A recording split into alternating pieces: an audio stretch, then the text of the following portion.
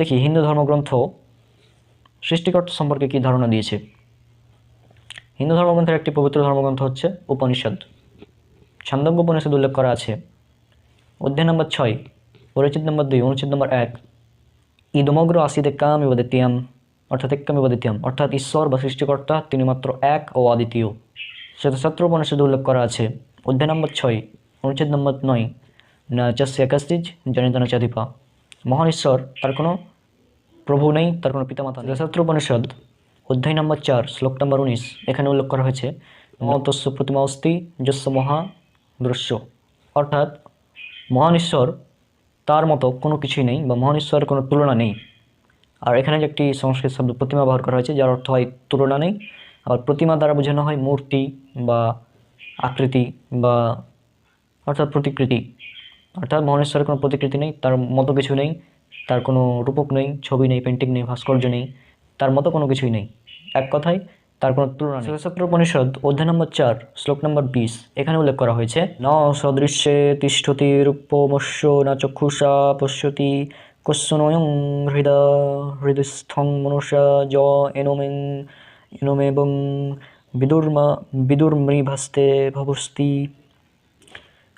যার অর্থ তাহাকে চক্ষু কর্ণাদি কোনো ইন্দ্রিয় দ্বারাও প্রত্যক্ষ করতে পারে না, তাহার কি প্রকার রূপ কেহ তা দেখতে পায় না। যাহারা সেই পরম ব্রহ্মাকে হৃদয়স্থ করিয়া ধ্যান করিতে পারে, তাহারাই সেই পরমেশ্বর পরমাত্মাকে জানিতে পারে এবং অমরত্ব লাভ করে। এই শ্লোকে বলা হচ্ছে যে মহান ঈশ্বরকে এই চক্ষু দ্বারা দেখা যায় না। যজুর্বেদ অধ্যায় 32, শ্লোক নম্বর 3, নতস্য প্রতিমা অস্তি যস্য নাম মহাদৃশ্য, অর্থাৎ মহান ঈশ্বর, তার মতো কোনো কিছু নেই, তার কোনো তুলনা নেই, তার কোনো প্রতিকৃতি নেই, তার কোনো পেন্টিং, ছবি মূর্তি, ভাস্কর্য ইত্যাদি কিছু নেই করছেন।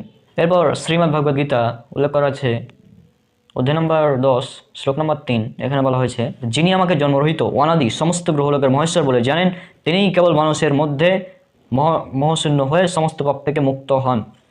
এই শ্লোকে স্পষ্টভাবে বলা হচ্ছে যিনি আমাকে জন্মরহিত, অর্থাৎ ঈশ্বর তিনি কখনো জন্মগ্রহণ করতে পারেন না, এটা বলা হচ্ছে এই শ্লোকে। মানে ঈশ্বর তিনি কখনো জন্মগ্রহণ করতে পারেন না, যিনি জন্মগ্রহণ করবেন তিনি ঈশ্বর নন। অথর্ববেদের 20 নম্বর কাণ্ডের 18 নম্বর সূক্তে 3 নম্বর মন্ত্রে উল্লেখ করা আছে দেব মহাওচি, অর্থাৎ সৃষ্টিকর্তা তিনি হচ্ছেন সুমহান। ঋগ্বেদ মণ্ডল নম্বর 1, সূক্ত নম্বর 164, মন্ত্র নম্বর 46, এখানে উল্লেখ করা আছে একম সৎ বিপ্রবহুতা বিদান্তে, অর্থাৎ সত্য একটা, ঈশ্বর একজনই। জ্ঞানীরা ঈশ্বরকে বহু নামে অনেকগুলো নামে ডেকে থাকে। এছাড়া একই কথা উল্লেখ করা আছে ঋগ্বেদ মণ্ডল নম্বর 10, সূক্ত নম্বর 114, মন্ত্র নম্বর 5, এই একই ধরনের কথা উল্লেখ করা হয়েছে যে সৃষ্টিকর্তা তিনি মাত্র একজনই, জ্ঞানীরা ঈশ্বরকে বহু নামে ডেকে থাকেন। আর শুধুমাত্র ঋগ্বেদের মণ্ডল নম্বর 2, সূক্ত নম্বর 1, এখানেই ঈশ্বরকে বিভিন্ন নামে ডাকা হয়েছে।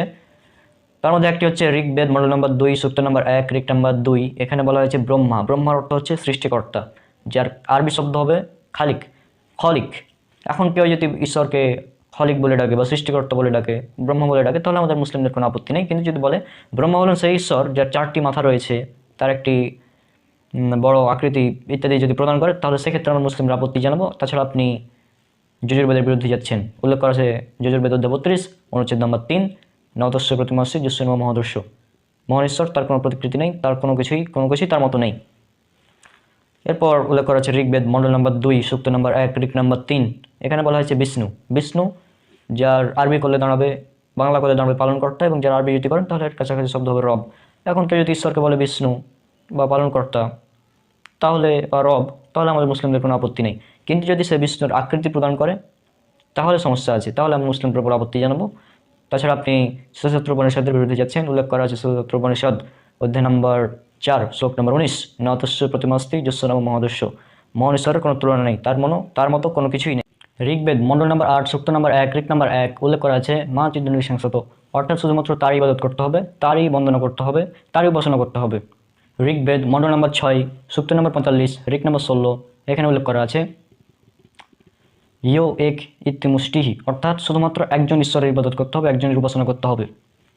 এছাড়াও হিন্দু ধর্মের যেটা ব্রহ্মা সূত্র নামে পরিচিত, সেটা উল্লেখ করা হয়েছে এরকম যে একম ব্রহ্মম দ্বিতীয় নাস্তি নেহিন নাস্তি কিঞ্চন, ভগবান একই হে দুসরা নেই হে যারা ভি নেই হে, ঈশ্বর একজনই, দ্বিতীয় কেউ নেই আর সামান্য পরিমাণও নেই।